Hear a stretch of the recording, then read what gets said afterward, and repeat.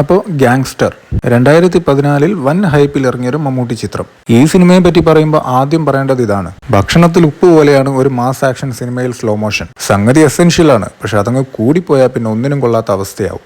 സംഗതി ഈ സിനിമയ്ക്ക് നല്ലൊരു പ്ലോട്ടൊക്കെ ഉണ്ട്. മാംഗ്ലൂർ ക്രൈം സിൻഡിക്കേറ്റ് ഭരിക്കുന്ന 3 പേർ, അക്കൂട്ടത്തിൽ ഒരാളുടെ അമേരിക്കയിലുള്ള തലതെറിച്ചൊരു അനന്തരവൻ വന്ന് ചില ബിസിനസ്സുകൾ ചെയ്യാൻ ശ്രമിക്കുകയും ഈ സിൻഡിക്കേറ്റിൽ ഒരുവനായ നായകൻ അതിനെ എതിർക്കുകയും എന്നാൽ നായകനോട് നെഗോഷിയേറ്റ് ചെയ്യാൻ പോയ വില്ലനെ ഗ്ലാസ് പൊക്കി കാണിച്ച് നായകൻ അപമാനിച്ചു വിടുകയും ചെയ്യുന്നു. ഇത് കണ്ട് ദേഷ്യം മൂത്ത വില്ലൻ നായകനെ അസാസിനേറ്റ് ചെയ്യാൻ തീരുമാനിക്കുന്നു. എന്നാൽ നായകൻ മരിക്കുന്നില്ല, മറിച്ച് നായകന്റെ ഭാര്യയാണ് കൊല്ലപ്പെടുന്നത്. അങ്ങനെ ഇതറിഞ്ഞ വില്ലൻ ബെഡ് റിഡനായ നായകനെ കൊല്ലാൻ വീണ്ടും ആളവിടുന്നു. ആ സമയത്ത് നായകന്റെ കൂടെയുള്ളവർ തന്നെ നായകനെ ചതിക്കുമെങ്കിലും പണ്ടെപ്പോഴോ നായകൻ തന്നെ തന്റെ ഗ്യാങ്ങിൽ നിന്ന് പിടിച്ച് പുറത്താക്കിയ ആള് വന്ന് നായകനെ സേവ് ചെയ്യുന്നു. ശേഷം നായകൻ ഒളിവിൽ പോകുന്നു. പിന്നെ റിക്കവറി ടൈം. അങ്ങനെ ഉടമ്പ് ശരിയായ നായകൻ ജാക്കറ്റും ഇട്ടുകൊണ്ട് വീണ്ടും തിരിച്ചു വരുന്നു.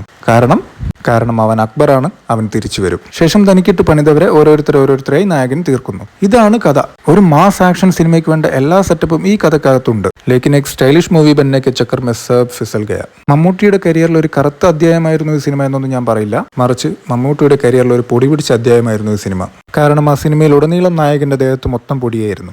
പിന്നെ മറ്റൊരു കാര്യം, ഒരു പക്ഷേ ഈ സിനിമ മൊത്തത്തിൽ നല്ലതായിരുന്നു എങ്കിൽ ഇതിന്റെ ക്ലൈമാക്സിൽ കാണിച്ചിരുന്ന ആ അനിമേഷൻ ഫൈറ്റ് ഒക്കെ നല്ല അപ്രിസിയേഷൻ നേടുമായിരുന്നു. എന്നാൽ സിനിമ മൊത്തം കയ്യിൽ നിന്ന് പോയത് കൊണ്ട് ആ സീനിനും അക്കാലത്ത് അത്യാവശ്യം നന്നായി ട്രോള് കിട്ടിയിരുന്നു.